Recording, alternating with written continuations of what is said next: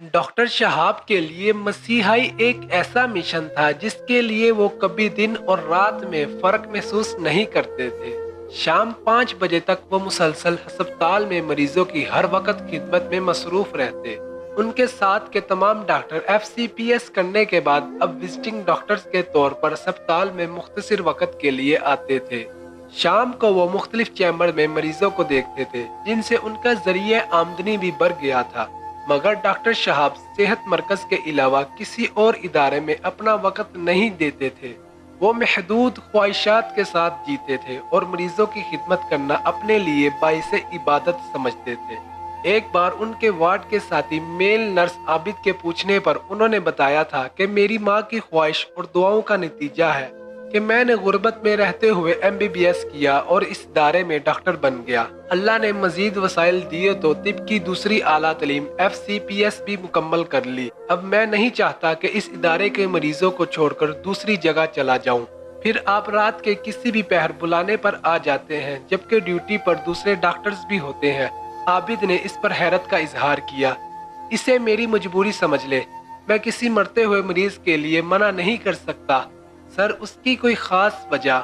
आबिद का इंटरव्यू जारी था। उस वक्त वार्ड में मरीज कम थे और सभी आराम कर रहे थे, इसलिए आबिद आज सारे सवालात के जवाब जानना चाहता था। मेरी यूनिवर्सिटी के दौर का एक साथी एक तंजीम का सरबराह बन गया। मेरी उससे हमेशा तलखी ही रही क्योंकि वो तलबा और तलबात को सियासत में उलझाना चाहता था। डॉक्टर शहाब उस वक्त माजी के औराक उलट रहे थे। अब वो हर वक्त माजी की तलखियों का बदला लेने का सोचता रहा। आखिरकार एक दिन अस्पताल से वापसी पर मेरे ही घर के सामने उसके एक साथी ने मुझ पर गोलियां बरसा दी। उसने तो मुझे कत्ल करने की पूरी कोशिश ही की थी, मगर जिसे अल्लाह रखे उसे कौन चुके। मुझे फौरी तौर पर अस्पताल मुंतकिल किया गया। डॉक्टरों की फौरी तवज्जो और ऑपरेशन के बाद मैं चंद माह बाद दोबारा मरीजों के दरमियान मौजूद था। मगर सर, आप तो हर मरीज पर खुसूसी तवज्जो देते हैं और वो भी कोई इजाफी फीस लिए बगैर। आबिद के सवाल आज खत्म ही नहीं हो रहे थे। मरीजों की दुआओं से बढ़कर और क्या फीस हो सकती है, ये कहकर डॉक्टर शहाब एक मरीज को चेक करने के लिए आगे बढ़ गए। ये एक प्राइवेट अस्पताल की इमरजेंसी थी। यहाँ ज्यादातर सड़क पर हादसे के शिकार, खुदकुशी की कोशिश के बाद बच जाने वाले या कातिलाना हमले के जख्मी लाए जाते थे। कातिलाना हमले में जख्मी होने वाले मरीजों का सरकारी अस्पताल से फारिग होकर पुलिस रिपोर्ट के साथ अपना मजीद इलाज जारी रखने के लिए आते थे। गुज़िश्ता रात एक ऐसा ही मरीज यहाँ लाया गया था जो एक कातिलाना हमले में शदीद जख्मी हुआ था। सरकारी अस्पताल से इब्तदाई इलाज के बाद उसे अब यहाँ घर वाले ले आए थे। उसके वालिदैन उसका मुकम्मल इलाज निजी अस्पताल में करवाने के ख्वाहिशमंद थे। 27 साला नौजवान अकबर बेरोजगार और एक सियासी तंजीम का वर्कर था। जिंदगी और मौत की कशमकश में रहने वाला ये मरीज वालिदैन की दुआओं और डॉक्टर की कोशिश के तोफैल बड़ी तेजी से सेहतयाब होने लगा। फिर एक रोज रात गए ड्यूटी पर मौजूद डॉक्टर आसिफ ने इसे अस्पताल से रुखसती दे दी, मगर मरीज जाने के लिए तैयार ना था। आबिद इन दिनों रात की ड्यूटी पर था। उसके पूछने पर मरीज अकबर ने बताया कि वो डॉक्टर शहाब से मिले बगैर नहीं जाएगा। उस वक्त रात के 2 बज रहे थे, इसीलिए उसने डॉक्टर आसिफ से मशवरा करके मरीज को सुबह तक रोकने का फैसला किया। सुबह ठीक 8 बजे डॉक्टर शहाब जब मरीजों के राउंड पर आए तो उन्हें बताया गया कि अकबर को छुट्टी दे दी गई है, मगर वो आपसे मिले बगैर जाने के लिए तैयार नहीं है। हाँ भाई नौजवान, कैसे हो? डॉक्टर शहाब ने अकबर से पूछा। सर, मैं आपसे माफी मांगना चाहता हूँ, ये कहकर वो बच्चों की तरह बिलक बिलक कर रोने लगा।